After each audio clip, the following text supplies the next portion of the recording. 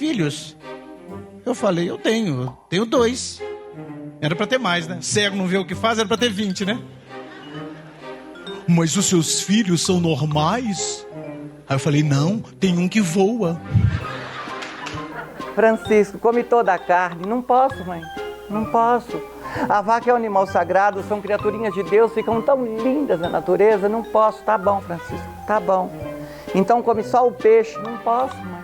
Não posso. A senhora lembra que Santo Antônio foi fazer um sermão para os homens, ninguém prestou atenção, ele pregou para os peixes.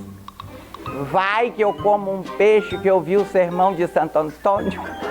Olá, fazer humor pode parecer fácil, mas não é para qualquer um não. E dar uma boa gargalhada, vamos combinar, faz bem para qualquer pessoa em qualquer lugar. No programa de hoje você vai conhecer 2 artistas que fazem isso com maestria. Eu sou Luiz Henrique Freitas e o Casa J Videocast começa agora.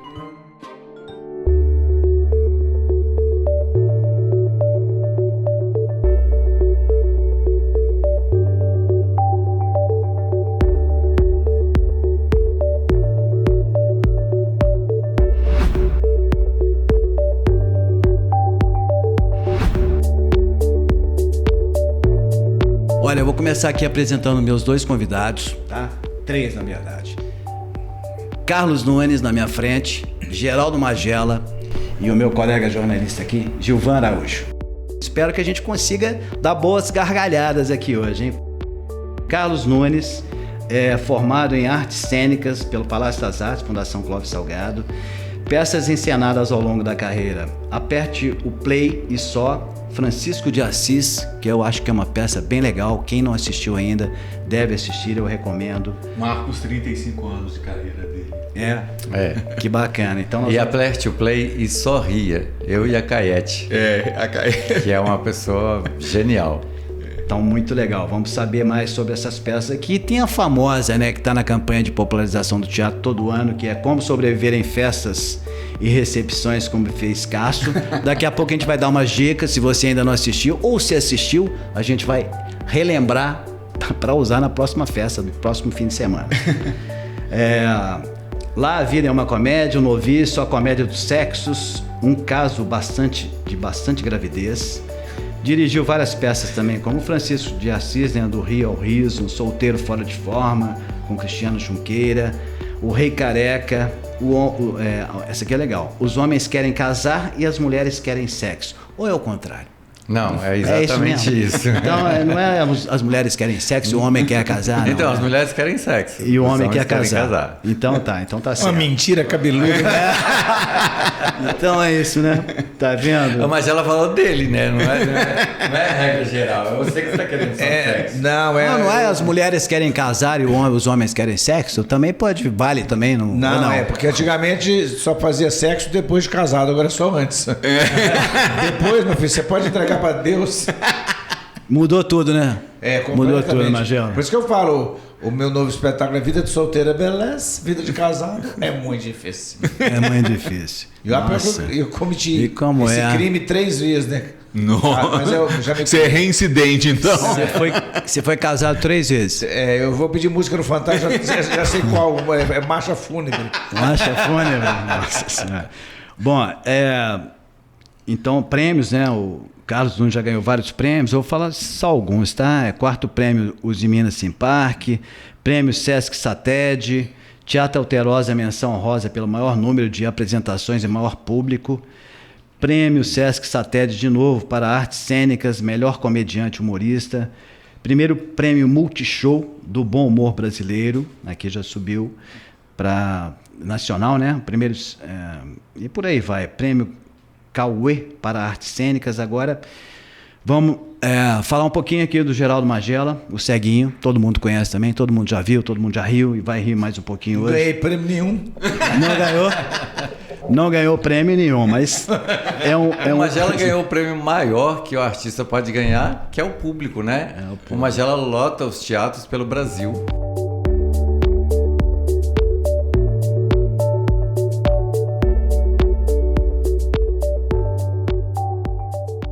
Eu fico falando brincando, mas vários prêmios que eu ganhei conhecido e participado de vários programas, Silvio Santos, depois eu vou falar sobre isso, o Jô Soares, Chico Anísio.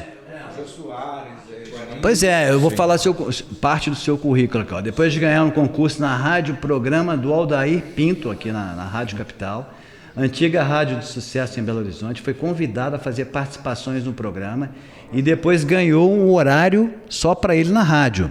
Trabalhou na Rádio Mineira, Rádio Confidência, Rádio Itatiaia, sempre exibindo seu bom humor. Na década de 90, chegou a apresentar todos os domingos o programa Alegria Brasileira na Rádio Espacial FM, onde interpretava o personagem Zé do Banjo.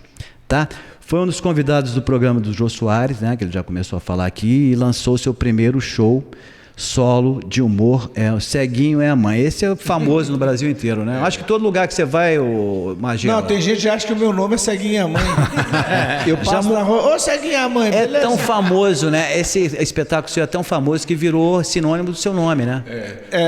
A mãe virou sobrenome. A mãe virou seu nome, Ceguinho é a Mãe. Vamos lá, mais aqui participações do Magela. Ele chegou a cobrir a Copa do Mundo aqui no Brasil em 2014 pela Fox Sports do Brasil. De forma bem humorada, né? Com comentários do tipo: não tive nenhum tempo para analisar esse lance. E assim, o impedimento nem precisa replay para mim, né? E o que você viu do 7-1? Daquele 7-1 que você estava comentando. O que você falou daquele? Não, ainda bem que eu sou cego, não vi, né? 7-1 foi caprichado, né? Podia ter sido 2-0. E dizem que do primeiro para o segundo tempo, os jogadores falaram, gente, eles ficaram com dó. Não vamos, tá bom, não vou... Tira o pé, né? Vamos tirar o pé do acelerador. E depois, você continuou falando de futebol? Você continua ainda fazendo piada com futebol? Porque muito de vez em quando. Eu torço para o América, que é a melhor coisa que tem, é muito cômodo, porque se o Cruzeiro perde, eu gosto dos cruzeirenses, se o Atlético perde, eu faço o mesmo. Se o América perde, eu estou mais do que acostumado, né? O América, você não pergunta quanto foi o jogo, não. Você pergunta de quanto nós perdemos ontem. Se bem que tem melhorado, né? Eu acho que para o América, então, a pergunta não é quanto foi o jogo ontem? Não, de quanto nós perdemos ontem? Não, eu acho que é sacanagem com você americano. Ganhamos? Está acontecendo alguma coisa errada ali? O Magela é uma enciclopédia, né? O Magela fala sobre todos os assuntos no show dele. Não sei se vocês tiveram a oportunidade de assistir, mas o Magela fala sobre tudo no show. E ele imita vários personagens, várias pessoas, várias celebridades. O show do Magela é realmente um show. Eu sou fã do Magela e a gente é amigo há mais de... Ele não quer que fale, mas há mais de 25 anos, né, Magela? Tem um bom tempo, né? Mas eu não... Você vê, por exemplo, na Fox Sports, eu fui comentarista, um dos comentaristas, eu fiquei 2 horas comentando o que eu não estava vendo. E o Paulo Bonfá, que apresentava, ele estava narrando o jogo. E ele narrou um gol que não existiu. Depois ele quis pôr culpa em mim, né? Não, eu tava brincando com o Magela. Mentira! Ele achou que foi gol mesmo. Falei assim, eu falei aqui, esse programa tem... A cota é um cego só. Mas foi muito legal. Eu lembro disso. A gente perdeu recentemente, né, um narrador, 3 narradores, né? E eu queria que você... Porque assim, o Silvio Luiz é aquele cara que criou bordões incríveis, né? Olho no lance. Olho no lance. Foi, né? Foi ele. Como é que vocês veem essa questão do humor no esporte? Porque a gente estava comentando aqui antes do programa começar, os programas esportivos na televisão brasileira, né? Na TV e no rádio também, a gente pode começar a falar de TV e depois ir para o rádio, já que a gente está falando de futebol, vamos avançar um pouquinho.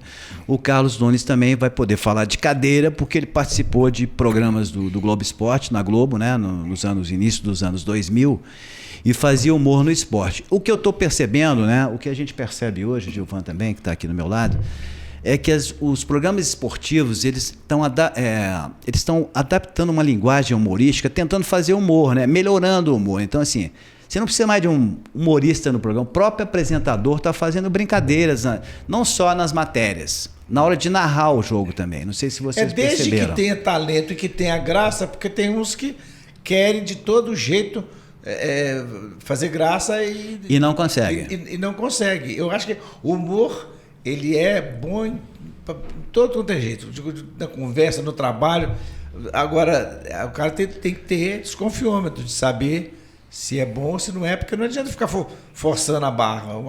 Tem que ter o talento, né? Não adianta ficar forçando. Eu acho que quando você assiste, por exemplo, os programas aqui esportivos, né? Eu assisto muito o Globo Esporte, os programas da Band, os comentaristas, né? De vez em quando sai uma piadinha, você até acha, pô, legal essa piadinha e tal. Eu acho que o Magela tem razão. Quando está forçando a barra, a pessoa que está do outro lado da tela, ela não consegue. Mas existe uma tendência normal no jornalismo esportivo e no jornalismo geral. O Gilvan, aqui, que é professor universitário, jornalista, dá aula em faculdade, pode até entrar na conversa aqui. Está mudando essa linguagem. Então, o que está acontecendo assim, com a linguagem eu acho que esportiva? Assim, quando o jornalismo ele adentrou pelo caminho do entretenimento, né, onde a gente começa a observar, inclusive, vários jornalistas tradicionais, né, fazendo entretenimento, né? A gente pode falar só da Globo, assim, Fátima Bernardes, Patrícia Poeta, Pedro Bial, Thiago Leifert, eram jornalistas que vinham de telejornais, né?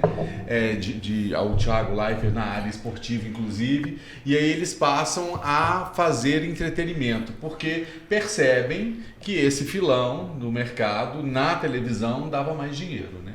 Então, ao invés de um salário que eu tenho para apresentar o JN, o Jornal Nacional, eu recebo como apresentador de um programa com 1 hora, 1h30, 2 horas na televisão. E para isso eu tenho que demonstrar outras habilidades, né? Não só uma boa leitura de um TP, né, de um teleprompter, mas também de uma desenvoltura de palco e etc. Eu acredito que o humor é o melhor caminho para isso, né? Tem um filósofo francês que chama Henri Bergson, que ele falava assim, o riso, o humor, ele tem uma função eminentemente social. Exatamente para dar conta desse mundo racional, chato, né, que a gente vive. O humor existe exatamente para trazer esse equilíbrio. Porque senão o mundo viveria em guerra. Né? Se o mundo não tivesse humor, né? Por isso que eu acho que tinha até um bordão de um programa de humorista da televisão que falava: faça humor, não faça guerra. Tinha, exatamente por isso. Era do Jô Soares. Programa, faça humor, não faça guerra. Você fazia humor na Globo no início dos anos 2000, Carlos. Eu lembro de um quadro seu lá na Globo, no Esporte, no MG1. Eu posso até dizer que a gente foi meio pioneiro, né? Alguém bancou isso, né? Foi o Marco Nascimento. E a gente começou no Globo Esporte, eu e o Amaury Reis.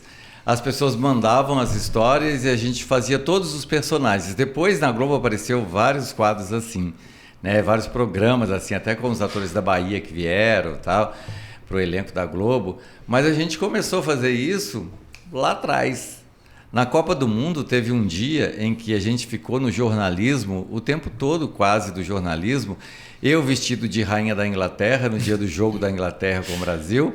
Eu de rainha da Inglaterra. O Amaury vestido de Ronaldinho, que tinha só aquele cabelinho cortadinho aqui assim. Sim. E o Dadá Maravilha, aquele a gente topete. Em cima de uma carroça. Então a gente estava em cima da carroça na Praça 7. E aí a Globo do Rio pediu imagem, a gente continuou na Praça 7. A Globo de São Paulo pediu imagem exclusiva, a gente continuou na Praça 7. A BBC de Londres pediu imagem, a gente continuou na Praça... A gente foi ficando na Praça 7... E eu não aguentava mais o salto da rainha da Inglaterra. E era difícil, né? Você emplacar uma matéria nacional na Globo Minas. Não só na Globo Minas. A Globo Minas, eu trabalhei lá por 2 oportunidades.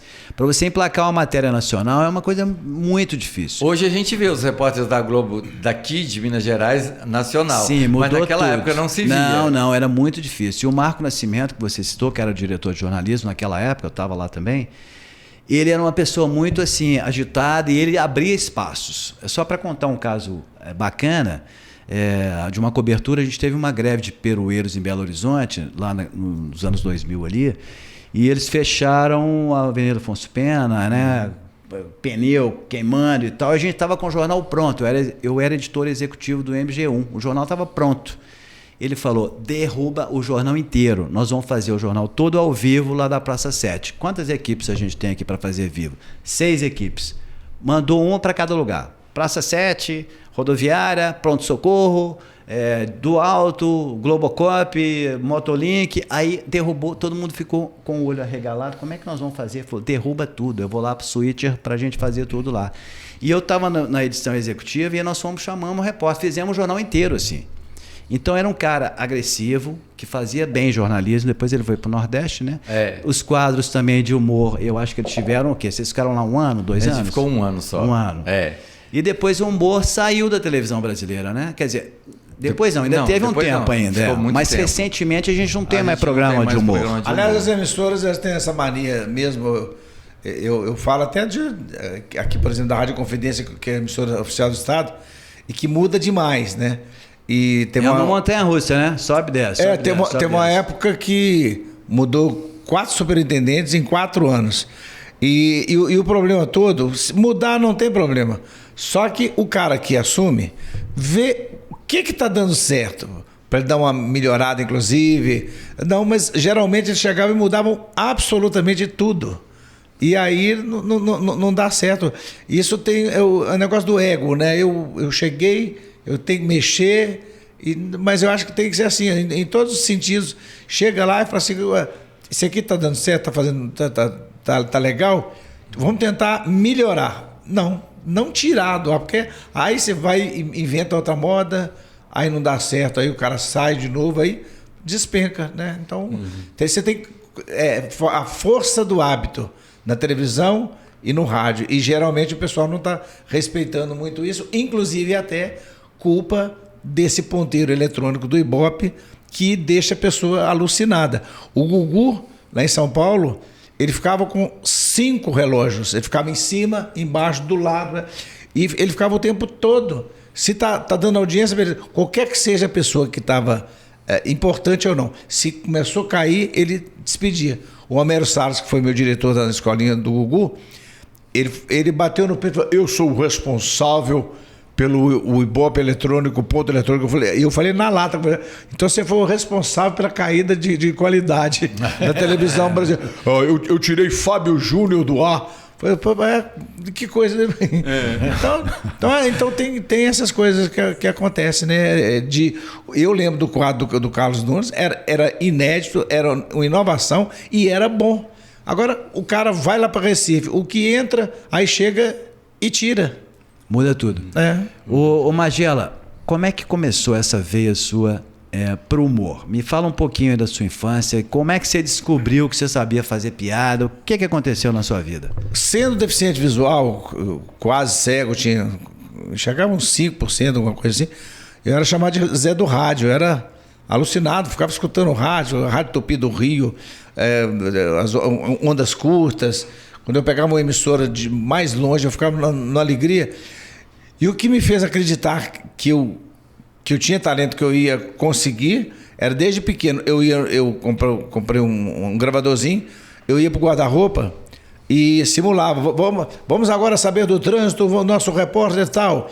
Eu dava pausa no gravador, ia lá para a rua Padre Pedro Pinto. Estamos aqui para falar do trânsito, evite passar, não, porque o trânsito está congestionado. De volta, Magela. Eu voltava para o guarda-roupa. Aí depois eu falava assim, agora vamos saber como é que está o preço do frango, da galinha. E o meu pai criava galinha e tinha um terreiro. Aí chegava lá, eu ficava no meio das galinhas e peru. Aí eu ficava peru. Aí, estamos aqui, e sempre com a voz diferente, depois voltava. Aí quando eu era editado na hora, aí quando eu ouvia, porque eu tinha a manha de fazer certo, eu voltava a fita assim no finalzinho da minha palavra. Então quando entrava, era como se realmente fosse várias pessoas. Aí foi, eu tenho talento, eu quero, eu vou, mas foi difícil, mas eu tive uma sorte muito grande, porque sempre aparece um anjo na vida da gente, né? Quando eu ia trabalhar em rádio, eles pensavam que eu era vendedor de rifa, que era pedidor de esmola, alguma coisa, representante de instituição. Você quer trabalhar em rádio se você não enxerga? Mas eu falo com a boca, né? Não dá para entender essa... Mas aí eu fui em tudo que eu tenho emissora de rádio, ninguém me dava oportunidade por eu ser quase cego. Aí um dia, trabalhando como locutor de loja, eu ouvia sempre o Odair Pinto, que era o maior nome do rádio em Minas Gerais, e ele falou, olha, quem acertar a data de café do Café Nacional vai ganhar uma lata de 2 quilos. Aí ele esqueceu de ligar para a fábrica e falou, se alguém ligar não dá, para dificultar, né? Ele esqueceu, eu liguei direto e ganhei a lata. Olha, Geraldo Magela ganhou, olha só, pensei que ia ficar um mês aqui com essa enquete, pode vir aqui buscar. Aí eu fiquei na alegria, aí eu fui, ele me perguntou o que eu fazia, ó. Eu faço imitação, eu brinco, eu sou locutor de loja. Aí ele falou, imita aí, conta uma piada, conta aí. Aí que é o diferencial, porque geralmente quando você vai numa emissora de rádio e o locutor gosta de você entrevista, geralmente ele não tem autonomia de te convidar. Ele gostou, acaba o programa, ele vai, fala com o diretor, beleza. Mas o Aldair Pinto, ele era tão ouvido, tinha tanto respeito, que no ar, sem perguntar nada para o diretor, nem nada, falou, se você conseguir patrocínio, você vai apresentar o programa comigo. Eu tomei um susto, eu apresentar o programa do maior apresentador de Minas Gerais. Foi em 2 semanas eu consegui 4 anunciantes e foi aí que começou com o Aldair Pinto. Eu dei sorte porque se eu fosse num outro programa qualquer, não teria acontecido isso. E ele tinha essa autonomia e aí tudo começou. Então, assim, são vários anjos que eu tenho na minha vida. O Aldair Pinto, o Cadinho, que me deu a oportunidade em teatro, e o Jô Soares. E aí você fazia humor no programa com ele? O tempo todo. Era só, eu sempre fui assim. Ele dava notícia. Você começou como jornalista, né? Fazendo as coisas de rua, de trânsito e tal. Acabou dando certo. Então, isso eu fazia brincando com o meu gravadorzinho. Agora, a partir do momento que eu fui no programa do Aldair Pinto, foi só piada mesmo, brincando tudo. E depois eu ganhei o meu próprio programa. E aí foi. Passei a ser... me tornei ator, humorista, não sabia produzir texto, aprendi a produzir e as coisas foram. Então não imaginava que teria essa proporção de eu me tornar, em plena pandemia, um escritor e escrever o livro que fala da minha vida. Daqui a pouquinho nós vamos falar do seu livro. Sim. O Cego de Olho no Futuro, eu vou te perguntar o que você pensa do futuro, né? Vai pensando aí. Uhum. Agora vamos ouvir um pouquinho da sua história, Carlos. Como é que você começou e essa veia artística desde pequeno? Como é que você se via na infância, foi uma né? opção ou uma tendência natural de fazer? Então, eu nasci no Cerro, né? Isso. Na roça mesmo. E a minha mãe teve tem o melhor queijo de Minas. Tem o melhor queijo de Minas. O queijo do Cerro, né? E a minha mãe teve 19 filhos. Ela criou 13. Eu tenho 12 irmãos. E a pobreza era muito grande na minha família. Era muito grande. E eu não tinha muita a inteligência racional. Eu tinha uma inteligência emocional. E aí eu trabalhava durante o dia para ajudar na minha casa e à noite eu estudava. Mas eu não aprendia matemática, física e química. Eu nunca aprendi. E aí tinha um professor de artes na escola, igual a Magela teve um anjo. Eu tive um anjo de um professor que disse assim, olha, por que você não faz teatro? Porque chega na hora do conselho de classe, a professora de português fala que você é ótimo. A professora de história fala que você é uma gracinha. A professora de inglês fala que você é o melhor aluno. E o professor de matemática diz que você não sabe nada. E aí eu escrevi uma peça que chamava O Casamento da Hipotenusa com o Cateto Oposto. E aí a gente escreveu essa peça e começou a fazer nas escolas. Eu desconfio, só desconfio, que o Pachecão assistiu isso há muito tempo atrás. Isso é lá quando eu tinha... Pachecão é um professor universitário. É um professor universitário. E porque a gente fez uma história muito engraçada, explicando matemática. Claro, eu não sabia nada, eu botei o humor no negócio, mas a matemática mesmo eu não sabia. E aí o professor Pachecão começou a fazer essas palestras todas de humor, de ensinar nos cursinhos a matemática com humor. Você começou dizendo que dá uma boa gargalhada. Eu tenho um espetáculo que chama Pérolas do Tejo, que a gente fala sobre isso, sobre humor. Uma boa gargalhada oxigena o cérebro, desopila o fígado. O riso deveria ser o canto da alma. E tem muita gente que tem a alma muda, não tem umas pessoas que não riem de nada?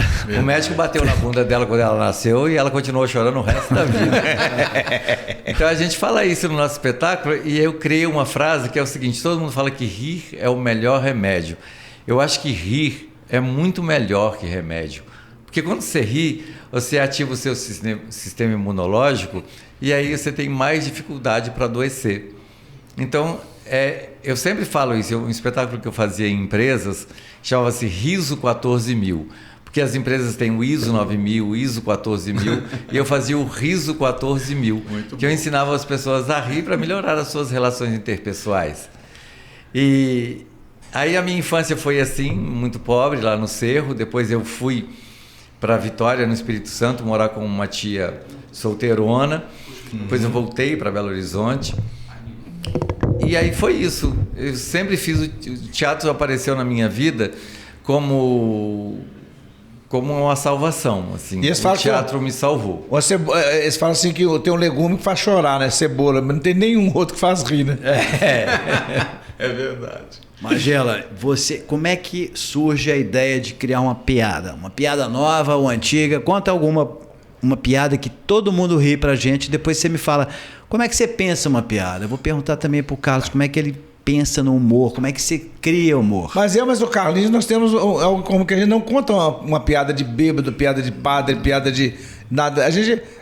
É como se fosse um stand-up mesmo, é o dia a dia. No meu caso, eu conto as bancadas que as pessoas dão permanentemente com o cego, por falta de informação. E tem gente que acha que eu sou um ator que interpreta o cego. No Brasil inteiro, até no exterior, quando eu faço para brasileiro, a pessoa fica, ué, você é cego mesmo? Professor, que legal. Acho que é um personagem. Que legal, então fica. Quer trocar? E aí fica uma sucessão de coisas que acontecem. A mulher quis saber de mim, quando é que eu tinha ficado cego? Aí ela formula completamente errado. Mas quando é que você resolveu ficar cego? Eu falei assim, eu estava em casa na tarde, domingo, sem nada para fazer. Vou ficar cego hoje. Uma repórter teve isso tudo é verdade. A repórter chegou lá em casa, mas quando é que você adquiriu essa doença? Eu falei, foi numa Black Friday. Eu fui no shopping, aí perguntei na loja, vocês vendem à vista? Vendo, me dá 2. Então, não são piadas, se tornam piadas porque pelo absurdo assim, das sucessivas situações quando você não imagina que você vai ser surpreso por acontecimento. O bêbado, por exemplo, eu tenho uma atração por bêbado, aliás, uma atração que o bêbado tem comigo, e eles querem me ajudar, e eles estão precisando de ajuda. Eu fui no restaurante, eu estava com 2 pessoas. Zé, eu gosto de você, meu cacete. Pega aqui, pega no meu braço, deixa eu... Pega, eu vou te ajudar. Eu falei, não, eu já estou com 2 pessoas aqui. Não, vamos lá. Chegou na mesa, menino. Ele foi me sentar, aí ele desequilibrou, caiu em cima, foi bêbado para um lado, cego para o outro, cadeira para o outro. Então eu vou contando essas coisas e as pessoas vão se identificando, né, da forma como lidar com o cego e aos poucos eles vão se conscientizando, né, que a forma correta é como falar com o cego, como lidar com o cego, como atravessar o cego na rua. Então é assim. Você usa situações do cotidiano e dali você cria um humor. E é interessante que você usa, inclusive, da sua própria deficiência como uma linguagem de humor. Você faz até uma autopiada, uma autocrítica, mas existe um limite entre o que é engraçado e o que é desrespeito, não tem? Sim. Eu acho que esse politicamente correto está muito exagerado, porque, por exemplo, eu tenho um amigo que é negro e ele me permite, macaco, negão, não sei o quê, aí ele me chama de galo cego, cobra cega, ceguinho. Eu permito a ele e ele me permite. Agora, por exemplo, negão. Tá errado chamar. O cara tem 1,90 m de altura, eu vou chamar ele de neguinho? É negão, negro, é um negro alto, grande. Agora, é o que eu falei, é o limite, é o bom senso. Teve um advogado que esteve lá no aeroporto de Confins e estava querendo ser atendido prioritariamente. E a menina, a atendente era negra. Aí o que ele tirou da pasta uma banana e mostrou para ela. Isso sim é desrespeito. Com certeza. Então, o meu filho... Não só desrespeito, como é crime, né? O meu filho... Racismo é crime. Meu filho Vitor, ele fala que o pai deveria ter um curso, noção de noção. Tinha que ter um curso assim, porque... Tem gente que é sem noção. Tem gente que não tem noção. Já que a gente nenhuma. tocou nessa questão, é uma questão boa para a gente abordar aqui, para ouvir a opinião de vocês e do meu colega aqui também. personagens criados no humor nos anos 80, 90, do Chico Anísio, por exemplo, ele é aquele político corrupto, vocês lembram, né? Justo Veríssimo. Justo Veríssimo. Hoje não cabe mais. Hoje não cabe. O pastor. O pastor. E aquele que falava assim com a mulher, né? Calada. Nazaré. Você imagina um personagem desse hoje? Não pode. A gente não consegue, porque é discriminação contra a mulher, é preconceito, é racismo. Então, como é que vocês lidam com isso? Porque hoje a gente tem que ter muito cuidado em tratar as pessoas. Até para olhar para uma mulher na rua, você tem que ter cuidado para não ser acusado de assédio. A questão, né, do racismo, calada, falar com uma mulher hoje é Maria da Penha, no mínimo. Como é que vocês trabalham na hora de criar humor? Não dá para fazer aquelas piadas mais, né? Eu acho que ainda não existe um estudo aprofundado sobre isso, tanto que não tem mais programa de humor na televisão. Eu acho que as próprias emissoras não sabem como lidar com isso ainda. E os humoristas também. Então tem os que não respeitam o politicamente correto e estão fazendo sucesso do mesmo jeito. Tem os que respeitam o politicamente correto e estão fazendo sucesso do mesmo jeito. Eu acho que estão cheios de processos. Tem vários... há muitos anos, o Magela me disse assim, toda vez que eu vou a Fortaleza, eu tenho que mudar o meu show porque meu humor lá parece que é infantil. Porque tem que ter palavrão. Então, em Fortaleza, o humor cearense, ele tem realmente muito palavrão. E a gente que é mineiro, a gente é mais pudico mesmo, né? A gente não usa tanto palavrão assim. Eu acho que a nossa liberdade vai até onde começa a liberdade do outro, o respeito com o outro. Eu tento ser muito respeitoso. Agora, aliás, o Carlos Nunes, ele é muito bom no improviso mesmo, ele é engraçado. Todo dia a gente conversa no telefone, fica 2 horas rindo. Ele fala uma bobagem, eu faço pro outro. Mas eu não sou melhor do que você não, Magela. Eu não sou melhor do que você não. Não. Mas tem uma vez que eu tava na peça, não sei que peça que foi. Qual que você... que você fica de bêbado? Bêbado no buffet escasso. No buffet escasso. Eu só sei o seguinte, que acho que a mulher, uma mãe, levou um menino pequeno. E o menino tava atrapalhando a peça. Né? O povo não tem noção. Aí o cara, eu lembro dele assim, só um instantinho que eu vou sair do personagem um pouco.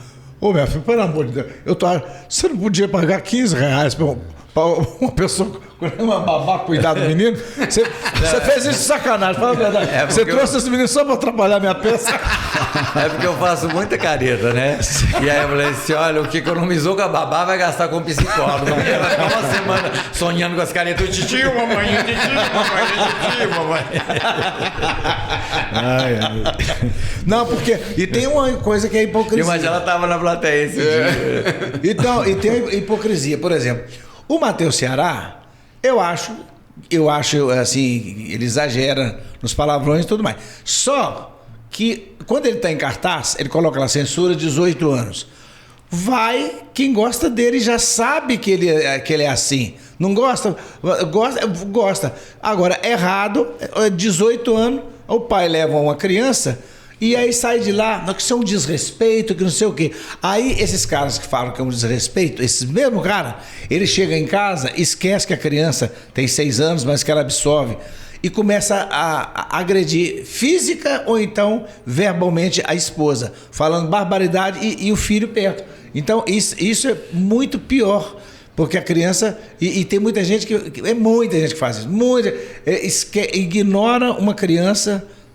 que tem 6, 7 anos e desce o pau, fica falando palavrão, xinga a mulher quando não chega às vias de fato, né? E aí quando vai no teatro, leva o menino sabendo que é uma peça que tem o limite, que tem 18 anos, vai, tá assim. Dá de tudo, né? Assim, na Idade Média, a comédia era muito usada, inclusive em eventos civis, né? Assim, coroamento de reis, rainhas, sempre tinha um bufão, um bobo da corte que fazia uma parte humorística daquele acontecimento, né? E hoje a gente não vê isso, né? Assim, essa tradição da Idade Média de trazer o humor para aquela cena importante, cívica ali, não existe mais. Você não vê um comediante numa posse de um presidente, de um governador.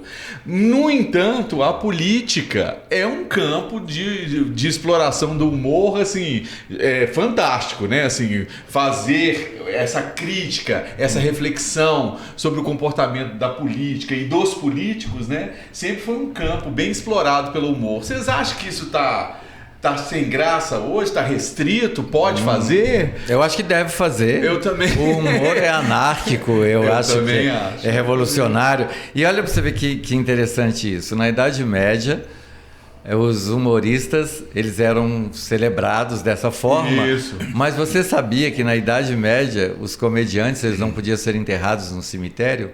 Não, Eles eram não sabia. enterrados fora do cemitério, porque eles não eram dignos de serem enterrados no Campo Santo. Olha que absurdo. É verdade. Eu sou mais pra acreditar que eles não deviam ser para não fazer os outros mortos verem. Considerados Não, pecadores, não é? Teve um dia que eu fiz uma brincadeira, falei assim que fake live, que seria uma live que nunca iria pro ar. Que aí eu fiz do Bolsonaro, na live do Bolsonaro, Sérgio Moro e o Lula. Olha só, nós estamos aqui recebendo essa pessoa que eu sou muito fã, o nosso querido Luiz Inácio. Olha, eu digo pra você que eu sempre fui seu fã. A gente pode ter divergência, mas a gente pode tomar uma cerveja no restaurante. E aí eu falei, o Sérgio Moro para jogador. Comédia, está no presidente, o vice-presidente. É um prazer estar aqui. Eu queria saber imitador de você, Magela, grande. O que para mim é o mais genial que o Magela faz. O que a Dercy Gonçalves acharia dessa live? Isso é uma putaria. Eu sou contra palavrão, caralho. Por que não precisa falar palavrão, porra? Vai que tem um filho da puta do menino na plateia, uma criança. Esse humorista de hoje só fala putaria. Dercy Gonçalves, grande. É ótimo. Grande imitador. Não, eu vou fazer fale com a Dercy. Com o Chroma aqui, aí tá a Dercy na nuvem sentada e aí respondendo as perguntas. Dercy, meu namorado eu conheço ele há 3 dias e ele já quer que eu faça sexo. O que você acha? Se você não der, minha filha, outra vai dar. Deixa de embaraçada, vai perder uma oportunidade. Eu falei que a Dercy, eu faço também, dizendo o seguinte, que 3 pessoas na televisão, né? Uma que ela faz mais sucesso do que o produto que ela anuncia, porque a voz dela é diferente. A Araci... Ela tá sumida, Magela? Ela saiu da televisão? Não, não sei que eu não estou muito assistindo televisão ultimamente, mas a Araci... Ela vai dizer, minha amiga, meu amigo, você que está com problema. Ela fala, é aposentado, pode comprar. Como seria se a voz do GPS fosse da Araci? A 200 metros, pode virar. Aí o cara pega um motorista de aplicativo e vai no cemitério, porque um amigo dele morreu. Aí tá lá com a voz da Araci, ele vai dizer, quando chegou lá, você chegou ao seu destino. E se fosse o GPS? Solange, a Gaga de Leão e a Dercy Gonçalves. A Solange assim. Ixi, passou! Já foi. Faz a curva acentuada. Ixi, passou de novo. Então, é você. Eu não gosto de imitar, mas eu acho que fazer uma coisa diferente. O GPS com a voz da Dercy Gonçalves. Tira essa merda desse carro da garagem. O trânsito tá todo embucetado. Seguindo. Com a sua permissão. O caminho, você ia rir demais. Essa dupla sertaneja que você tem um vídeo na internet aí, Modeuso. Como é que é aquela música? Não, a Modeuso é escrita pelo Caquinho, né? Aliás, olha o politicamente correto aqui. Ai, meu Deus, manda logo aí de ripa, um caminhão de ripa na cacunda dela. Tomara que ela pegue tifo, pela vida cifo e que quebre a espinhela. Tomara que a negócia dela encha de pareba, pra não dar pra outros homens, o que Antonte era meu.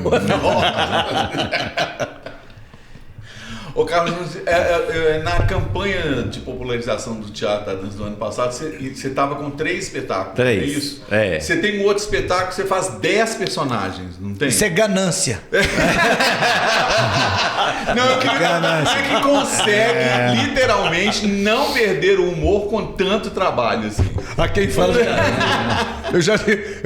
Eu fazia o comédia de boteco, não, eu fazia minha apresentação de 9 às 10 e depois saía correndo para ir lá no Alterosa, fazer o comédia de boteco. Teve um mês que eu fiz umas 40 peças. É o olho grande do cego.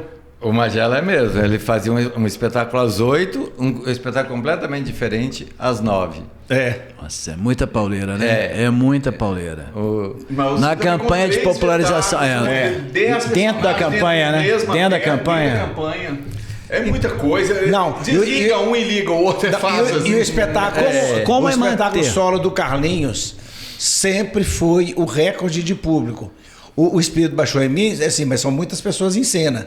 Tem os outros. Mas solo, o Carlinhos, quantos e quantos anos o Carlinhos foi em primeiro lugar em público. Impressionante. Solo inteiro, né? Porque vira um monte de personagens no palco. Esse que eu fazia, que eu fazia mais de 10 personagens, era Pérolas do Tejo, que era a história da minha família. Aquilo que a gente falou mesmo. Eu começava contando a minha história. O Fernando Rocha, né, que apresentou o Bem-Estar há muito tempo, tá? A gente fez um espetáculo junto, chamado Pasolini. E ele falava comigo assim, por que você não leva... Eu assisti esse espetáculo. Você assistiu Pasolini? Assisti. Era bonito, não era? Muito bom. A gente ganhou um festival em Portugal com ele. Olha só. A gente ganhou um festival lá. Aliás, eu fiz também um espetáculo, o Francisco de Assis, que é super lindo. Eu fiz ano passado na Suíça, em Berna. Uma senhora assistiu aqui e ela falou assim, vamos levar para Berna? E eu falei assim, mas e aí, como é que a gente faz? Querer eu quero. Mas como, né? A gente fez uma vaquinha virtual e tal, e a gente foi apresentar em Berna. E aí, a contradição, né? Simultânea lá pro público. Não, a gente só tinha brasileiro na plateia. Só tinha brasileiro. E aí era para eu fazer mais, porque tinha a comunidade, não sei se vocês sabem, mas para os espíritas, Francisco de Assis é a reencarnação de João Evangelista. E aí eles estavam... apóstolo. E eles estavam querendo que eu voltasse para poder apresentar, mas aí eu ficava lá até o dia da conferência espírita, ou eu voltava depois, e aí não deu. Apresenta um pedacinho dessa peça do Francisco. pra gente. Então, a gente está falando... Qual que é a câmera dele? A gente está falando de vários personagens. Para ficar bem na câmera, você e pode aí ir, o começo do espetáculo... É muito lúdico o espetáculo, porque é em 1240... E a empregada da Casa de São Francisco, ela é brasileira. Então a gente começa o espetáculo assim, Francisco! Ué, Francisco, vem cá, menino! Você deve estar achando que você é a mãe de Francisco chamando, né? Não, é empregada. A mãe era francesa, de fino trato. Se ela fosse chamar Francisco, seria assim, François,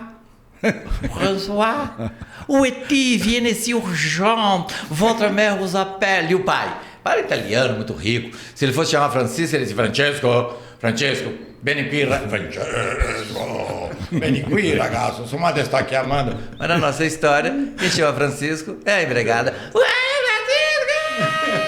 Vem cá, menino! E pelo sotaque, eu tô achando que essa mulher não é nem francesa, nem italiana. Essa mulher é de Pirapora. Ué! Tá lá brincando com os bichos. Não tem coragem de matar uma formiga, esse menino. Outro dia cortou uma árvore aqui, ele ficou furioso. Ué, onde é que os passarinhos vão dormir? Espera. Se isso é preocupação do menino dessa idade. Ô, Chiquinho! Onde você almoçar, menino? Francisco era muito obediente, vinha, sentava-se à mesa e a mãe dizia, François, Manja tudo ela viando. Eu vou traduzir, que eu acho que o Magela não fala francês. Não falo. Francisco. Aliás, nem português direito. Francisco, come toda a carne? Não posso, mãe, não posso. A vaca é um animal sagrado, são criaturinhas de Deus, ficam tão lindas na natureza. Tá bom, Francisco, come só o peixe. Não posso, mãe, não posso. A senhora lembra que Santo Antônio foi fazer um sermão para os homens e ninguém prestou atenção? Ele pregou para os peixes. Vai que eu como um peixe, que eu vi o sermão de Santo Antônio. Olha o pecado feito. Tá bom, Francisco, tá bom. Come só a salada. Não posso, mãe, não posso. E eu converso com as plantinhas todo dia. Ainda agorinha mesmo, eu tava lá na horta batendo o maior papo com o irmão tomate, com o irmão alface. Oh, bom dia. E aí vai. Então, assim, aí eu falo... A gente não para de rir. A gente não para de rir. Eu conto as histórias de São Francisco de uma forma lúdica, engraçada, mas com respeito ao santo, com respeito a essa aura, porque Francisco de Assis é o santo mais amado da igreja, né? Provavelmente. Ele, 1 ano e meio depois que ele morreu, ele já era santo. Eu tô rindo aqui porque vocês esqueceram que nós fizemos juntos um projeto do Bruno Mota, o Improviso. E teve um texto lá que o cara nem fez, que eu ri demais. Primeiro que assim, ele se vestia de chapeuzinho vermelho. E ele tem um talento lascado, o jeito dele falar. É muito engraçado. Aí tem um texto lá que ele fazia, acho que era com a César. Como é que foi que você fazia que São Benedito e a Nossa Senhora Aparecida foram para o pagode junto? Nossa. Será que podia falar isso hoje, mas Uai, gente, qual o problema o gosto deles, mano? Mas esse do Chapeuzinho Vermelho, eu fiz... Você lembra do Eduardo Cury, do Show Site? Uhum. A gente fez até no Show Site o Chapeuzinho Vermelho. Era muito engraçado, né? Como é que ela passa assim? Eu não posso... Como é que fala? Não, era assim, pela estrada fora, eu vou bem sozinha, levar esses doces para... Olha, bom dia, Riacho, bom dia, Pedrinha, bom dia, Perereca, ai, uma perereca, show, Perereca, meu negócio é sapo, pela estrada fora, olha, bom dia, Pissarinho, bom dia, Pissarinho, bom dia, Pissarinho. Ô, Pissarinho, precisava, urubu. Era isso, querido? Não, tem uma hora que eu não sei o que você... eu não posso porque... Eu sou virgem. Chapeuzinho vermelho, velho. Oh, meu Deus. Era muito engraçado. Assim, e eu me vesti de caçador, você era um caçador. Caçador e teve um dia de anjinho. Você pensa aí que coisa deve ter sido ridícula. Não, era bonitinho. Era bonitinho. A gente já fez muita coisa junto, né, Majada? Eu de anjinho, aí nós pegamos aquela piada velha. Sempre, então voa. Não posso, que eu ainda sou fiote. Mas não tem piada velha na sua boca, né, Majada? Não tem piada velha na sua boca.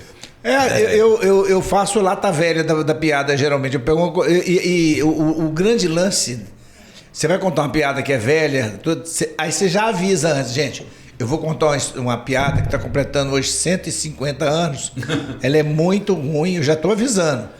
E aí você vai contando, mas aí você vai dando uma mexida nela, você vai inteirando algumas coisas, aí a piada fica mais engraçada porque você mudou ela e você já falou, é o lata velha das piadas. Eu e o Caquinho. Eu falei, o Caquinho, vamos ver quem conta a piada mais ruim do que a outra.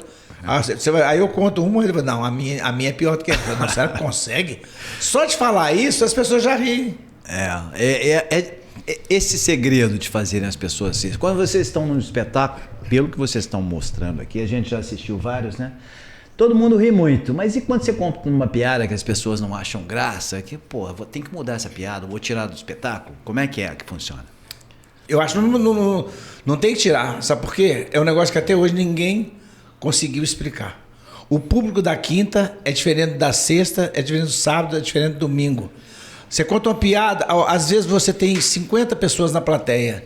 elas riem mais do que se tivesse 200. Né? Eu lembro um dia que o Carlos Nunes me falou que ele foi pro juiz, não foi? Foi. Ele contando, ninguém ri, ele tá fazendo... E dá uma agonia na gente. Imagino. É igual o professor dando aula, né? Ninguém presta atenção. Mas não, o pior é o seguinte, que já aconteceu comigo semelhante. Aí depois todo mundo foi cumprimentar. Nossa, que coisa boa. Aí eu falei assim, ele achou bom. E por que não riu? Risada? É porque por ser juiz, o cara deve falar assim, eu não posso me extravasar na risada porque eu sou juiz. Eu até tinha esquecido desse caso, eu vou até contar ele que eu acho ele interessante. Eu fui me apresentar no Tribunal de Justiça. E aí, no Tribunal de Justiça, eles adoraram o espetáculo, todo mundo achou maravilhoso. E aí, na semana seguinte, o ministro da Justiça estava visitando o Tribunal de Justiça. E aí me convidaram para apresentar para o ministro do Tribunal de Justiça, para o ministro da Justiça que veio visitar. E aí o cara me apresentou, Minas Gerais também tem respeita o Código Civil, respeita isso, mas também nós temos humoristas e temos tal. E aí eu comecei a contar minhas piadas. Eu comecei a contar as piadas e as pessoas assim, ó. As pessoas de braço cruzado, de braço cruzado, ninguém ria de nada. Esse cara constrangido pela presença do ministro. Foi. É por isso que eu quis contar esse caso. Aí eu parei e falei assim, gente, seu ministro, deixa eu falar uma coisa pro senhor. Eu apresentei aqui na semana passada, o povo rachou de rir. E aí agora hoje o senhor chegou e intimidou todo mundo. Foi ele. Aí eu queria pedir pro senhor fazer um favor pra mim. Não venha. Não, eu queria pedir pro senhor fazer um favor pra mim. É porque eu tô vendo que o senhor tá com a carinha boa pra mim, o senhor tá rindo, mas o senhor tá rindo igual gente rica, igual ministro. O senhor tá rindo aqui, ó. Solta a gargalhada. Aqui, ó, na hora que o senhor ri, ministro, o senhor balança o ombro aqui para as pessoas que estão atrás. O senhor tá na frente, para as pessoas perceberem que o senhor tá gostando. Então o senhor ri assim. Aí eu terminava a piada e eu olhava. Aí o povo atrás. Ai, tá rindo. Que ótimo. Porque a presença do ministro intimidou mesmo as pessoas. Imagino, já é um público e já era no tribunal do júri, sabe? Não desmontou nada daqui. Aquele tribunal mesmo montado. Aquele ambiente já aquele ambiente é um ambiente muito sisudo, né? E nós sofremos muito com contratante, que a agência, por exemplo, ela cria um negócio, não, você vai fazer o show durante o jantar. Aí a gente faz, durante o jantar é horroroso, porque ninguém presta atenção, que é barulho de copo, de prato. Ou tem que ser depois, ou tem que ser antes. E de preferência num auditório. Seria perfeito. Mas aí aconteceu comigo, gente, no interior de São Paulo, e eu convenci o cara que ele queria que eu fizesse durante. Aí eu falei, beleza. Era para 300 pessoas o jantar. Só que eu cheguei lá, um salão para umas 2.000 pessoas. Como é que é? Pé alto, não? Como é que fala? Pé direito. Você falava assim, alô, lô. E você pensa bem, eu cego, sem ver ninguém lá. Aí eu fazendo negócio, e aquela falação, eles colocaram só uma caixa de PA na frente e não colocou lá atrás para que todos ouçam com qualidade. Aí eu tô aqui, aí tem um momento no show que eu conto como foi meu exame de próstata. E eu fico de 4 na cadeira. Ai, meu Deus. Aí o que acontece? Eu tô lá contando como foi meu exame de próstata, um texto bacana, não tem nada apelativo, né, escatológico. Fala um pouquinho pra gente. Eu tô... Não, eu falei que... Pode terminar o caso e... Não, você pode contar. Não, porque todo mundo é o constrangedor, porque assim... Eu procurei, porque para quem enxerga já é constrangedor. Imagina eu que não estou vendo nada. Aí eu falei assim, até a medicina está tão avançada, será que uma aplicação a laser, a longa distância, um exame de sangue, não é na dedada mesmo. Aí eu chego assim no consultório, aí a secretária, nossa, você tá branco? Eu falei, é a minha primeira vez. Não, mas é tranquilo. Eu falei, você já fez? Aí vai pro consultório de urologia, é diferente dos outros consultórios médicos, porque geralmente quando você vai no consultório médico tá cheio, você fica revoltado, você quer ser o primeiro a ser atendido. Mas num consultório de urologia é uma gentileza, é uma amabilidade. Pode ir na frente. Se quiser ir na minha frente, fica à vontade. Não, acho que nem vai dar tempo. Deixa pra amanhã, se quiser né? na minha frente, tô pagando R$80. Aí o cara me chama, o médico Geraldo Sebastião Magela, diz, que necessidade que ele tinha de falar meu nome completo. Só faltou o nome do meu CPF. Aí eu chego na porta e ele me cumprimenta. Muito prazer, Armando. Falei, Armando? Armando Pinto. Aí eu tô contando essas histórias todas assim. De repente, meu, o contratante, ele me deu uma cutucada nas costas, né? Ainda bem. Aí ele tá assim, deixa eu te falar. O povo tá gostando muito, mas pode falar que eles, a partir de agora, eles podem se servir à vontade. Eu falei, como é que é o negócio? Eu pensei, eu tô aqui de 4, que o cara fala que pode se servir à vontade, eles podem entender errado. Né? Mas aí, menino, eu não sei de onde que eu tirei, porque ninguém tá prestando atenção, aquela barulhada, aquela falação. Aí, no final, aconteceu isso. Chegou aquele monte de gente tirando foto. Nossa, mas o seu show é maravilhoso. Eu falei, qual deles? O show que você acabou de falar. Mas ninguém prestou atenção. Então é uns troços doidos que a gente passa na carreira. Igual teve um outro que foi também engraçado no interior de São Paulo também. Tem uma parte que eu falo do pum, que todo mundo solta pum. E aí tem um momento que eu falo, gente, todo mundo peida, até irmã de caridade peida.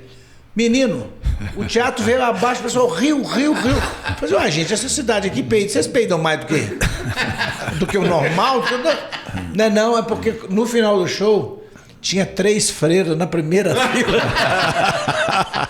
Aí uma delas chegou, não preocupa não, menino, porque você falou a verdade. Menos mal, ótimo. Gostaram da piada, é bom quando gosta. O Ariano Suassuna fala que tudo que é bom de contar é ruim de viver, né? Então, esses momentos, igual a Magela está dizendo assim, que a gente está em cena e que as pessoas não estão prestando atenção, é muito triste.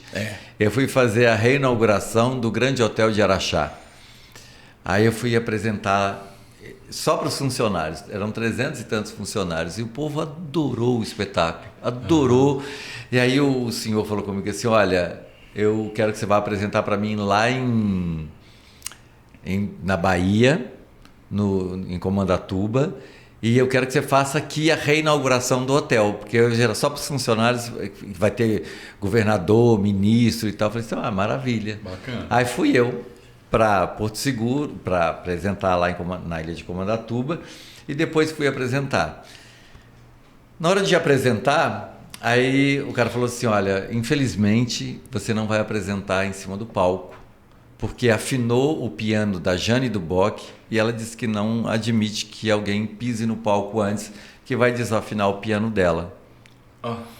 Eu falei, se eu vou apresentar onde? Ele falou assim, você vai apresentar durante o jantar. Nossa! Eu falei assim que toda vez que eu competi com a coxinha, com o garçom, com a empadinha, com a cerveja, eu perdi. Não vou. Ele falou, vai. Embora você sabe das dicas lá do buffet escala. Sim, mas aí eu falei assim, era essa peça que você ia apresentar? Não, era um show de humor. Era um show de humor. Aí eu falei assim, você vai apresentar lá. Eu falei assim, não vou. Aí tá na programação e tal. Nossa. E aí a primeira pessoa que eu entrei, que eu vi, foi o Antônio Augusto Anastasia. Nossa. Dentro do salão. Que era o governador. Que era o governador da época. Nossa. E ele estava na mesa com um tanto de autoridade, e eu conhecia o Antônio Augusto Anastasia. E aí ele me chamou e falou, não vai funcionar. Eu falei assim, não vai funcionar. Não vai funcionar. Nossa, aí botaram um praticadozinho de meio por meio e um microfone. E eu não consigo segurar o microfone como faz o Magela. Meu microfone é de lapela, eu não consigo. Porque você mexe muito com as mãos, né? Eu mexo muito. E aí um microfone, foi a hora mais sofrida da minha vida. Nossa. Mais sofrida da minha vida. E apresentou? Eu apresentei porque ele disse que eu tinha que cumprir o contrato. Mas eu nunca recebi isso. Eu saí de lá... Você cumpriu o contrato, mas não recebeu. Eu saí de lá da apresentação, não voltei no quarto. E aí de lá eu saí e fui embora. Fui para a rodoviária tentar um carro. Falou, muito obrigado, não volto aqui mais. E Comandatuba é a ilha. Não, pior que eu já voltei várias vezes, né? Que eu sempre faço show lá. Mas não faço mais em jantar, eu não faço. Eu me apresentei, acho que mais de 10 vezes lá no Hotel Transamérica, né, na ilha de Comandatuba. Só que antigamente, agora é all inclusive. Antigamente não era. Então, alimentação, beleza, café da manhã, beleza. Agora, bebida alcoólica separada, né? Aí eu falei, putz, grila, uma Skol em lata deve ser uns R$20, né? Aí o que eu fiz? Baixou a pobreza em mim, né? Eu comprei uma caixa de latinha de Skol e pus na mala. Falei assim, vou chegar lá, vou trocar, né? Eu tiro do frigobar, Colocar no frigobar. Pego toma gelada, ponho a quente, aí beleza. Quando eu fui abrir a mala, 2 latinhas tinha estourado. Nossa. Gente, sujou a roupa toda, eu gastei uma puta grana que não dá pra comprar 5 caixas de cerveja. Foi assim, próprio uma desgrama, gente. Tem uma série na Netflix que chama Bebê Rena. Não sei se vocês já assistiram. Ela conta a história de um comediante. Ele é um comediante de stand-up comedy. E ele acaba sendo assediado por uma mulher. Né? Ele trabalha como bartender também, nas noites de Londres. E um dia ele, fazendo uma gentileza para uma mulher, né, serve um chá para ela acaba sendo uma obsessão na vida dele, né?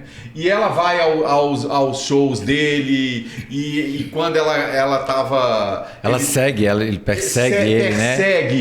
Persegue. A Caete está vendo ela. Pois é. E aí eu queria perguntar, a hora que eu fui convidado para essa entrevista com vocês, eu fiquei pensando, eu tenho que perguntar isso. Vocês já tiveram alguma coisa desse tipo? De alguma fã ou algum fã perseguir vocês? Eu já. Já? Eu já.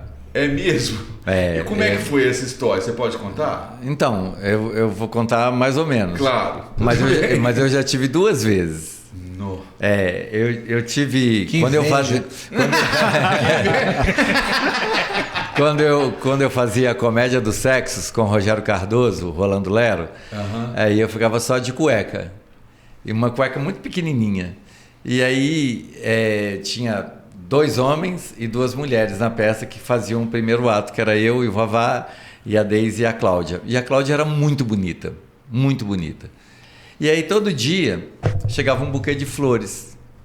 E a gente falava, Ê Cláudia, ganhando flores e tal. Aí um dia um rapaz falou que era para mim as flores. E aí... Tudo bem, até aí tudo bem, né? E aí depois que ele falou que as flores eram para mim, ele começou a me esperar no final da peça. Nossa. E aí ele começava, eu não tinha carro, né? Ele me levava no ponto do ônibus, e aí foi ficando aquela coisa assim, ele começou a pegar o ônibus, ele descia, ele ficou sabendo onde eu morava, ele ficou sabendo tudo. E hoje eu sinto muita falta, viu, Magela, de uma perseguição dessa, mas... Na época, não. Mas na época foi muito ruim. Aconteceu comigo, foi assim, né, não aconteceu, infelizmente, mesmo porque eu não enxergo, né? Porque se eu enxergasse, dava pra ver a menina dando bola pra mim, dando a piscada, cruzando a pena. Então a gente tem esse problema, mas teve um dia, e não tem muito tempo não, deve ter uns 5 anos, uma coisa assim. Foi lá no postinho da Rua Padre Eustáquio. Eu tô lá quietinha assim, chegou uma mulher. Magela, ela tinha tomado. Magela, eu gosto de você pra caramba. Posso te dar um beijo? Me deu um beijo no rosto. Eu falei, que mulher chata. Não, Magela, você... Olha, deixa eu te contar. Eu sou gostosa pra cacete. Aí eu falei assim, essa mulher deve ser feia demais. Aí tá aquele negócio todo e eu desfazendo, doido pra ir embora. Aí ela foi embora. Aí o cara que tava comigo na mesa, Magela, a mulher é gostosa demais. Eu falei, seu filho de uma égua, por que você não fez uma maneira de você me falar? Eu falei assim, putz, perdi uma oportunidade, né? Mas ela realmente estava inconveniente, conforme eu falei, eu tenho um imã danado que realmente tonto, não pode me ver que fica, mas essa... eu sou encarava. Vocês dois que têm essa vida cultural muito agitada, né? Eu queria que falasse um pouquinho assim dessa rotina do trabalho, né? Vocês falaram aqui de várias apresentações, vocês fizeram Belo Horizonte, Nordeste, interior de Minas, exterior. Essa vida é muito corrida, né? E aí dá tempo de criação, tempo de trabalho. Como é que vocês dividem o tempo assim na sua rotina diária? Por exemplo, para vir hoje aqui teve que agendar, ver a data que vocês podiam vir e tal. Como é que é a vida, a rotina, o trabalho, a vida pessoal? Como é que vocês trabalham isso? Então, a minha vida hoje é muito mais tranquila. Depois que eu estreiei o Buffet Escasso, eu fazia 2 espetáculos por dia. Eu já cheguei a fazer 3 espetáculos no final de semana. Num sábado, eu fiz um espetáculo de manhã no Buffet Catarina, numa reunião particular. À tarde eu fiz um aniversário e à noite eu fiz uma festa no Buffet Catarina de novo. É puxada, pauleira, né? É pauleira. Teve uma época que eu usava uma roupa branca. Todos os espetáculos que eu fazia de roupa branca. Mais fácil. Era uma calça de linho, uma camisa de linho, não, era muito bonito. E uma vez o cara falou assim, convidaram um pai de santo. E aí, na hora que eu fui vestir a roupa, me deu uma ânsia de vômito, assim, de tanto que eu trabalhava. Eu trabalhei muito. Hoje não. Hoje eu trabalho bem pouco, assim.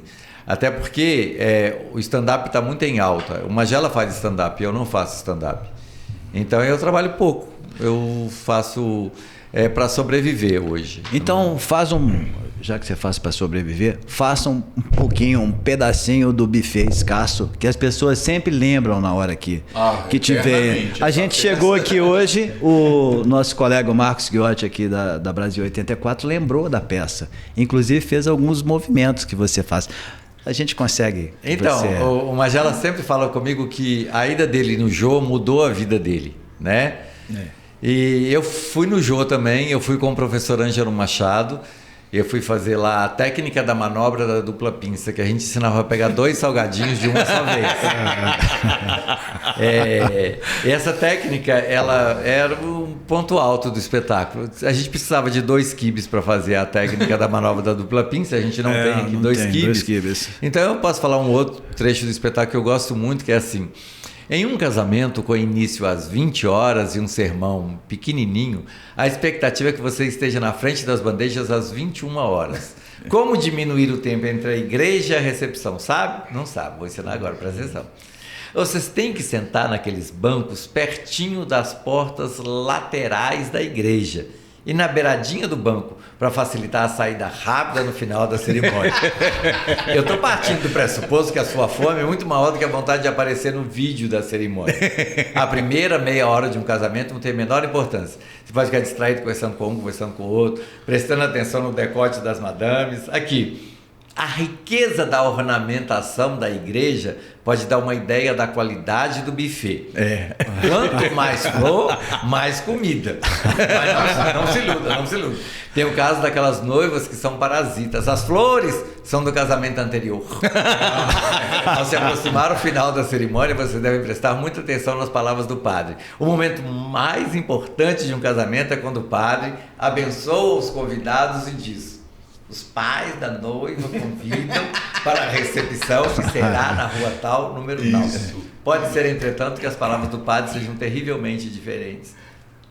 O pai da noiva avisa que o casal receberá os cumprimentos na porta.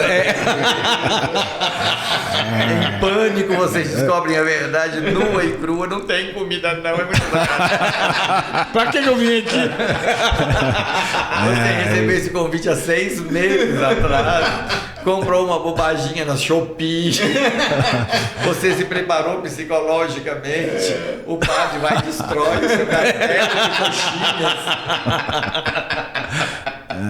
E aí vai. Não tem E o como padre- parar de rir, não tem É como. muito bom. É mais ou menos isso que eu falo, vida de solteiro é beleza, vida de casado é muito difícil, que eu falo que o padre é engraçado, que é muito cômodo pra ele, que ele fica lá, faz a gente de papagaio, né? Eu, Geraldo Magela, Geraldo, prometo, ser fiel, então não dá pra pular essa parte, não. Aí eu falo assim, se o casamento fosse bom, por que o padre não casa?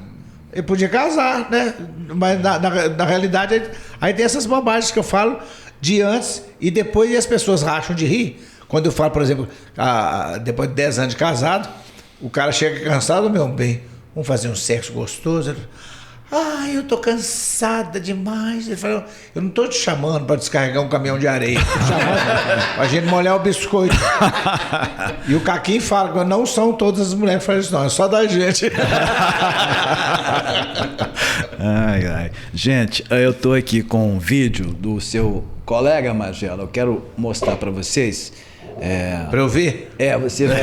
Sabe, acontece esse milagre. Você teve boa intenção. Ele é um amigo seu, é um colega seu, também cego e que é um triatleta do Minas. Vamos ver o vídeo? Tá na minha frente aqui, vocês já estão vendo o Totonho, que é triatleta aqui do Minas. ele vai participar desse programa com o Geraldo Magela e a gente vai falar um pouquinho do Totonho e depois ele vai fazer uma pergunta para você, Geraldo Magela. Fica atento aí, você abra os seus ouvidos e a sua mente para entender o que ele vai falar. Totonho, em primeiro lugar, cara, como é que você começou a competir assim de triatleta? Você é um exemplo para Minas Gerais e para o Brasil. Explica um pouquinho essa história. Antes de eu ser triatleta, quando eu era criança, eu morava no interior, aí eu aprendi a nadar lá e tive que vir para Belo Horizonte para estudar, igual o Geraldo Magela estudou no Instituto São Rafael. Lá eu comecei a treinar natação, aí eu me tornei na década de 80 pentacampeão paralímpico. Até fui chamado para Seul, na última hora deu uma zebra, não pude ir.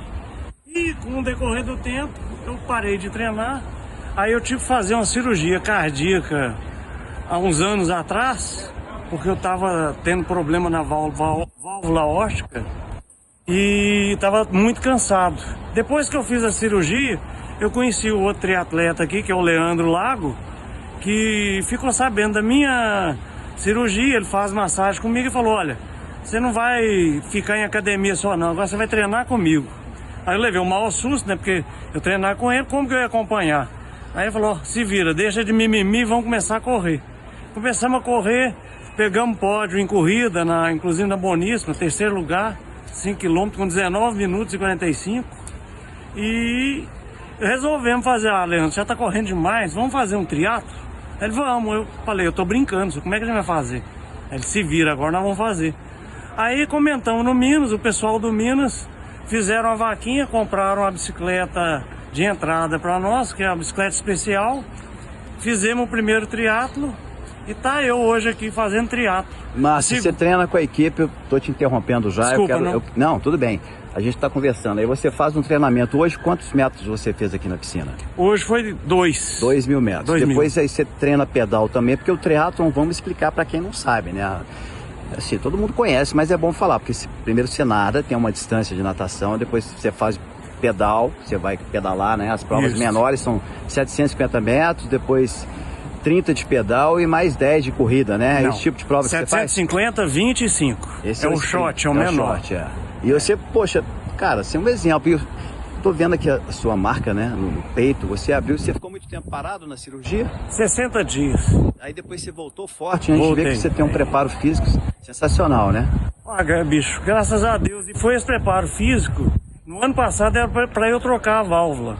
Essa válvula não tem necessidade de eu trocar, que ela tá como se eu pusesse agora. Tá nova. Ou seja, graças ao esporte. Parabéns. Agora eu quero que você faça uma pergunta pro seu colega. Vocês têm muitas dificuldades, né? A gente sabe que o deficiente físico cego, ele enfrenta muitos desafios para se locomover. A cidade não tem os aparelhos necessários, né? O poder público fica devendo em muitas situações. Então eu queria falar um pouquinho disso, dessa dificuldade que você tem e jogar isso para ele também, né? O Magela é um ator, ele faz teatro, então queria que vocês compartilhassem um pouco dessas dificuldades, o que você enfrenta, o que você acha que precisa melhorar. Olha, no dia a dia a gente enfrenta calçadas com defeito e tudo, mas eu acho que para o deficiente é um obstáculo, sim, mas não é o pior obstáculo. O pior obstáculo para mim infelizmente ainda é o preconceito da sociedade. Um exemplo, eu sou formado em rede de computadores. Eu nunca trabalhei em rede de computadores. E um dos aplicativos da BH Trans foi eu que ajudei a fazer. Que a gente manda a mensagem para o motorista para que ele saiba no ponto que a gente está e pare. Eu que ajudei a fazer. Mas o deficiente em si, ele tem esse preconceito. No caso, o deficiente visual tem mais preconceito. Eu queria saber do Magela, ele sendo ator e podendo ter acesso à mídia igual ele tem, o que ele acha que ele pode melhorar para mostrar que o deficiente não é o coitado que muitas pessoas pensam. Além de triatleta, nadador, ciclista, corredor, você tem um outro esporte que você se dedica, né? Qual que é? É o jiu-jitsu. Eu sou faixa roxa de jiu-jitsu e campeão mineiro de jiu-jitsu em 2017. Detalhe, lutando só com quem enxerga. Sério? Sério. E como é que você imobiliza uma pessoa que está te enxergando? É só pelo toque? Como é que você imagina um golpe para imobilizar? A vantagem da pessoa que não enxerga é o seguinte, é o tato. Você me encostou, qualquer movimento que você faz, eu vou saber antes de você aplicar o golpe, já bloqueio. Tanto que teve um ladrão que tentou me assaltar na rua São Paulo e ficou sem um braço. Sério? Sério. Quebrou o braço dele? Quebrei. Então não pode mexer com você na rua, não, né? Tentou, né? Pode tentar, né? Eu acho que é bom passar longe. Obrigado, Totonho. Nada. Valeu. Magela, essa questão da superação, né? É um exemplo também, né? Como você, que é um artista bem sucedido e tal, o Ele Totonho, um atleta, né? ele é um atleta, né? É Triatleta. superação, é superação de Impressionante. obstáculos, né? Como diz o lugar, hoje é trilegal, né? Que ele faz e faz bem feito, e é o que ele falou e que eu procuro fazer nas minhas apresentações, porque o espetáculo Ceguinho e a Mãe, 80% são de situações vivenciadas pelo cego. Então, brincando, eu vou conscientizando as pessoas da maneira como lidar com o cego. Quantidade de cego no Brasil inteiro que me agradece, foi Magela. Quantas vezes na rua a pessoa veio e dá o braço para mim e fala que viu você falando na televisão, você falando no teatro. Então isso é muito, muito gratificante para eu dar essa contribuição e de uma maneira que as pessoas riem dela mesmo, porque sempre na plateia tem um que já gritou no ouvido da gente, que eles acham que a gente cego é surdo. A secretária que trata o cego como criança, oi, tudo bem? Como é que você tá? Então, aí fazendo dessa maneira, é exatamente o que ele falou. Nós somos fora da curva, porque tem muitos que por uma criação... Tem muitos cegos no interior de Minas que são criados como bichinho, porque os pais desconhecem o potencial que ele tem, porque não falaram para eles. Então, assim, não é projeto nem nada. Assim, políticos podiam fazer com que os prefeitos mandassem as professoras para as grandes capitais para aprender e conviver com os cegos que são independentes, que dominam. Eu, por exemplo, eu edito vídeo no celular, coloco no Instagram. Tem aplicativos maravilhosos que descrevem uma cena, descrevem uma foto, e levar para o interior e mostrar para os pais confiarem mais e, consequentemente, para mostrar para os empresários, para mostrar para eles que nós somos eficientes e que, por acaso, temos uma deficiência. É o que ele falou. Eu estive no Instituto São Rafael, aí falou, Magela, você desculpa que não tem cardápio em braille, mas eu sou um cego tiririca, eu não sei braille. Eu não sei porque eu fui estudar no Instituto São Rafael, 6 meses depois, chamaram a minha irmã e falaram, olha, quem enxerga um pouco aqui vai ficar cego. E o seu irmão não, ele vai continuar enxergando. Aí o filho da mãe de Ná errou as previsões e eu acabei ficando cego. Em função disso, eu fiz até a 8ª série, porque eu estudei em colégio normal, mas as professoras não sabiam lidar com a gente. E aí eu fiquei assim, então a cultura que eu tenho, a sabedoria que eu tenho, é a escola da vida que me proporcionou e que eu falo no livro é esse, que assim, a gente não tem ideia do nosso potencial. E na minha palestra eu termino sempre com uma coisa que é verdade. Por ser cego, eu tenho 80% de possibilidade a menos de aproveitar a vida, porque a visão é fundamental. Mas eu consigo fazer dos 20 se transformar em 100. Eu lamento. Tem gente que tem 100 e não usa 20, usa 80 para ficar reclamando da vida, crescendo nas coisas dos outros, problema de ego. Então é assim, é a vida. Agora, os meios de comunicação tinham que aproveitar aqueles espaços que tem nos intervalos e mostrar a nossa eficiência, não mostrar a nossa deficiência. É um exemplo, são 2 exemplos de superação que a gente tem que olhar com muito carinho e que vocês sirvam de exemplo para todas as pessoas. São uma referência, né? São uma referência para outras pessoas que têm essa deficiência visual poder se espelhar. E vocês não conhecem, né? Tem um aqui de Belo Horizonte, ficou cego, tem 20 anos que ele ficou cego. Ele era estilista, ele fazia vestidos de noiva com 8 panos diferentes, jaquetas. Ele foi DJ das principais boates de Belo Horizonte. Ele chama Ricardo Malta, e ele ficou cego praticamente de repente. E ele é impressionante. Menos de um ano depois ele estava dando aula de informática na PUC. Voltou a ser DJ, porque as controladoras agora têm um sistema de voz, e ele dançarino. E ele vai participar de um filme esse ano, que é A Lenda do Capeta do Vilarinho. E ele, quando enxergava, ele que participou do concurso, ele dançou com a menina, e o chamado capeta dançou com a outra, E aí ele vai ser tema do samba enredo da Escola de Samba Unidos do Guarani, falando sobre a lenda do Vilarinho. Eu achei estranho porque tinha que ser a Escola de Samba de Venda Nova, né? Mas vai ser a Unidos do Guarani. Então, ele tem uma rádio online, Rádio Ricardo Malta. Você fala assim, Alexa, tocar Rádio Ricardo Malta. E ele faz a programação. Esse é um negócio impressionante. Então, assim, quando a pessoa tem alguma deficiência, a menina lá de Sete Lagoas, ela não tem os braços e faz tudo com as pernas. Ela escreve ao computador, ela digita no celular. Ela teve que gravar um vídeo, porque ninguém acreditou que ela teve o neném e ela trocava a fralda do neném com os pés. E ela teve que gravar um vídeo porque ninguém acreditava. Então, você desconhece o potencial que você tem. Acontece alguma coisa que vai fazer com que você conheça o que você não tinha a mínima noção de saber. E esse livro? Fantástico. É o livro do Geraldo Magela, vou mostrar aqui para vocês. Um cego de olho no futuro. Que futuro que você vê aqui, Magela? Esse livro eu comecei a escrever há uns 15 anos atrás. Só que porque a vida foi muito sofrida. Assim, são 8 irmãos, sendo 5 cegos. E meu pai tinha problema de bebida, mas foi sempre muito trabalhador.